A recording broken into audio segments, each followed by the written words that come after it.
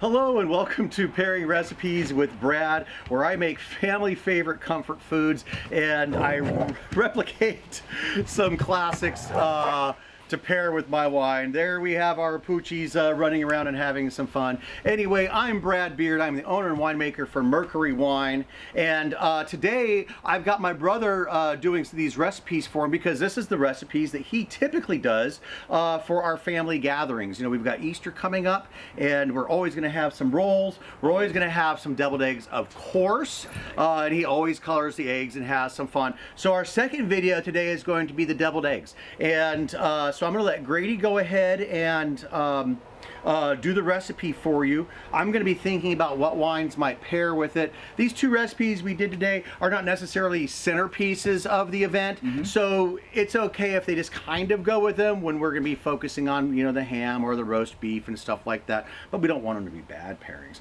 So we'll be working on those as well. So here's my brother Grady. He's also the manager in the tasting room, so if you've been to Geyserville to our tasting room, you've seen my brother Grady. And take it away. Let's have some fun with some deviled eggs, because of course at Easter you have lots of colored hard-boiled eggs, and you can eat them, of course, they're super delicious, but I prefer deviled eggs. Deviled eggs make my life so good. So I've gone ahead and peeled those crazy eggs, and so I've got all of our yolks ready to go, and you can see all the instructions for the delicious deviled eggs at the bottom of this video. Just hit the more button and then all the fun ingredients are there for you, but I'll kind of talk you through it as we go. Awesome. So you got to get a little liquid in there, and so you start off with about 3/4 of a cup of your favorite either light mayonnaise. You can use Miracle Whip if you like that Midwestern flair, but I just like regular old plain old mayonnaise. It's kind of fun. Awesome. Then to give it a little zing, a little dollop of sour cream. We like a little zing. We like a zing. We love zing. And speaking of zing, cayenne pepper. A couple of shakes of cayenne pepper make it just a little more That was Brad size shakes of cayenne. I like that. Very nice. Well, I did grow up around you, like so that. A little dill goes a long way, and I like dried dill. You know, fresh dill is too green. Dried dill brings this. I can smell it. Oh yeah, it's absolutely. got that beautiful savoriness. You gotta use a dry dill. Maybe a few fresh sprigs when you're for presentation. But dry dill is what you want to do. Absolutely. And then I like to add a little ranch dressing mix. I like children. Children. The kids are having too much fun today. Here we go. So a little Dan's, or if you got Hidden Valley, but you don't need too much. But what's nice is... I'm sorry, the dogs are barking. Dan's? What is Dan's? Is it kind of like Hidden Valley Ranch? It's just like Hidden Valley Ranch. But probably has their own little secret recipes. Their own little secret recipe. Okay. This is the original Southern. He's also got a different style, but I like the original Southern. Okay. It's got a lot more savory. I'm learning flavors. some stuff here. All right, I didn't know that was one of his secrets. It is one of my secret ingredients. Awesome. Now everybody's going to know. All right, another big secret ingredient is not regular mustard. Don't use French's. It's already made, pre-made mustard. Oh, you want dried? I want dried. Okay. Because pre-made is too vinegary, it's too bright. And I like vinegar though. I do too, but the mustard then overwhelms. Okay. And then it's not in balance. Like somebody's wine's always in balance. That's very important. So I like, it's probably a teaspoon or so, because you don't need a ton because it's so aromatic. And then another secret ingredient is curry powder. Okay. And you'd think curry powder, well, that's going to overwhelm. It can. So start off with just a tiny pinch, just a couple of tiny pinches. That's going to give it a little color. Yeah, I was going to say it's going to enhance the color too. A lot. Because I think when people use the French's mustard, that's what's kind of giving that vibrant color. Predominantly So vibrant, even though that was a nice yellow powder that went in, you probably need to add a little more to give it those nice, more vibrant colors. I think so. And if you can't, you can go a little far, but that's okay. You can always add more spice to cover it up if you put in too much. And then a nice salt and pepper blend, a little salt and pepper, but don't go too crazy with the salt, because sometimes you're going to put little bacon on top and stuff like that, which could push the salt too far. I like sneaking up on it because you always, once you got this thing blended together, that's when you start tasting, right? Okay, what the hell was that? This is my vinegar. Okay. So as you're going along, hit it with a couple of splashes of vinegar. I've never seen that move. Goes a long way. I usually just put a splash or two in, but you're literally that's what normal people do. Okay, all right. But I really like... Because, you know, I always use one of those when I'm doing my rib recipes. Yes, and I kind of spraying stole my the ribs idea. down, and so you can adjust your vinegar a little more. And is that just a Absolutely. plain white vinegar? It is a like plain a Heinz or something like that. Heinz, Okay. exactly, Brad. I've always followed your lead. I like Heinz. Now, I have made an Asian flavored deviled egg. So what'd you add in for that? I used that Asian vinegar, so it's just got a little different kind of Miso? no, not Not the so miso, miso? not so miso. It's just got definitely something fun. All right, It's sounds an good. Asian flair that just adds a different.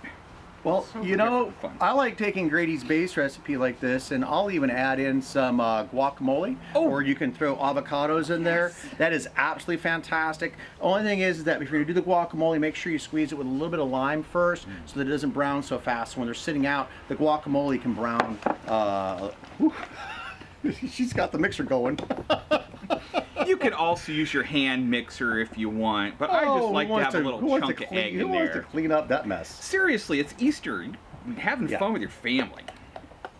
All right, sounds good. The other pro tip is, you know, this is a simple base that you can use. Add in all the other flavors you want to. I Yeah. talked about the avocado. You can make them a little more Southwest. I know a lot of people will use a little Tahan to add some spices in there as well. Gosh, Grady, you've brought over all sorts of different flavored deviled eggs. But bacon bits on the top Always is also very fun. nice. All right, I think we've got that pretty close. I think we're ready, so All let's right. put it in the So hoot give can. us just a couple of seconds. We're gonna. Oh, this is a really another fun thing. You Makes can it always cool. just use a spoon and put it in. Pop it in. But this is gonna make it go a lot nicer, and then you can put a little crown tip on it as well. So give us a couple of seconds, and we're gonna get these guys ready to go, and we'll start filling some eggs. Super fancy. Okay, we're back. We've got our fancy filling device, all full of our delicious egg yolk mixture, and Grady's gonna start filling up our eggs. So here he goes. Oh, looking good there. All right. That's pretty. Looking fantastic. Super delicious. Oh man, that person got skimped out on. Well, you can always go back and add a little more okay. to the top. All right, sounds good. All right, looking good. And then I've got my Sauvignon Blanc, my Freddy Rosé, and my Element here today to taste with things. These are not going to be the main items you want to pair with. You don't want them to be horrible pairings. Right. But you also, you know, you're going to be having a glass of wine, a mix of meat and cheeses probably as an appetizer, these eggs as an appetizer. Oh, great, you're going to do some toppings? Yeah, let's put little toppings on there just to make it a little exciting. For the traditionalists, a little paprika makes them look so sexy. Smoky Spanish paprika. That sounds good. And then a little dill on that side. I'm a big fan of the dill. The dill's fun. And if you're really cray-cray, bacon salt. The best thing ever invented. A little bacon salt on top gives it that little extra yummy That yum. bacon salt will probably help out with the pairings a little bit like that. You know, absolutely. But all right, I'm going to try them with the Sauvignon Blanc really quick here, Sauv Blanc. then maybe hit them with the Rosé. All right, here we go. Delicious. I hope you can see that. Absolutely delicious little egg. Oh, nice creaminess. It's not that different type of mustard you used is definitely coming through. Yep. The dill is a nice little top. Let's see how it goes with the citrusy Sauvignon Blanc. I think it's so good, I'm going to have another one. Oh, wow. All right, that's really surprising to me. I thought this was just going to be an okay pairing This is a with my fantastic brand new pairing. Sauvignon Blanc. This is fantastic. Sauvignon Blanc with the higher acid. This is obviously very rich with that fatty sour cream, the fatty egg yolk, and the whole 9 yards. This is a great pairing. This is nice. It's my new favorite pairing with deviled eggs.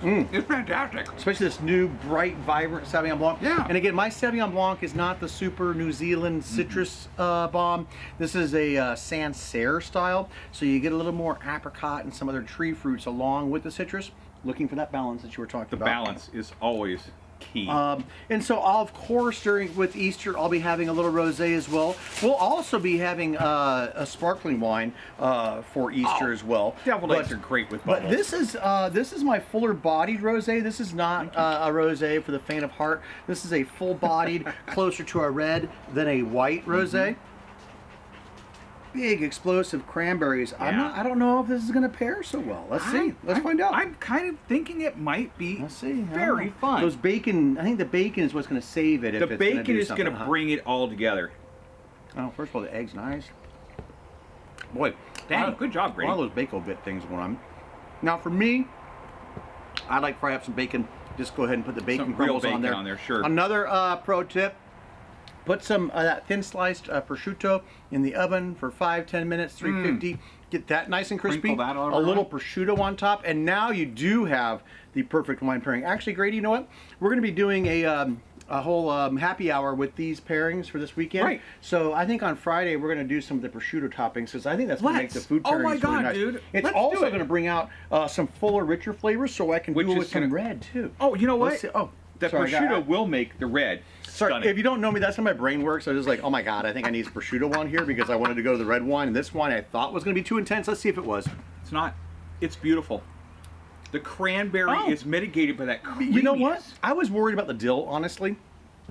And this wine, It's actually it is. It's delightful together. fantastic. All right, we've got two winners here. The fuller bodied rosé, absolutely fantastic. The Sauvignon Blanc, and then I was so worried that it might not go with a red. Yeah. Let's see what the. I kind of think it might go with the red too, Brad, because it's so good with real the quick. rosé. What a nice So we're trying to surprise. keep these videos slow. Oh, right. Faster. Grenache rosé. faster. Okay. All right, good.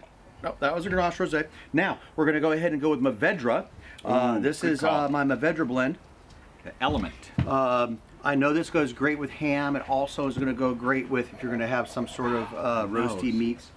Good God, what year is this element? That's a 2016. Damn, Order dude. now, it's almost gone. Oh, yeah. There's only like a case left in the tasting room. Wow, just the nose alone. All right, now I was worried about the rosé. Let's see if this is okay.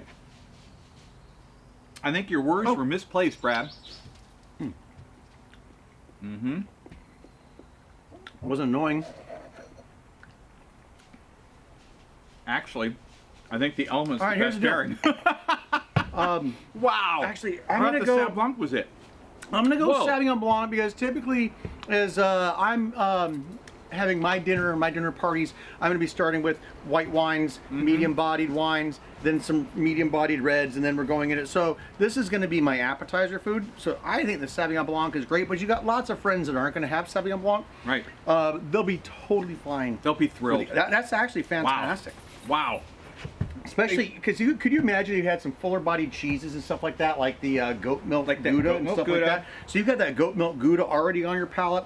I think it's going to pair nicely with these guys. Yeah, you can absolutely have this as well. A red would All right, go with this fantastically. So there's three quick and easy pairings. I was shocked. I thought we were going to have some losers in there. All three of those went absolutely fantastic. So for your Easter parade day, social distancing, of course, and it's going to be a little sadder at our family because we're not going to be getting together Right. for Easter this year. But we're going to be doing it, on Zoom or Google, Facebook, or one of those fun things as well. But this is absolutely awesome. All right, we've got the rolls in the oven. So if you watched our first video, the rolls are in the oven. We've got a few more minutes for those to go, and we're going to come back and do a little pairing with those as well. Thanks.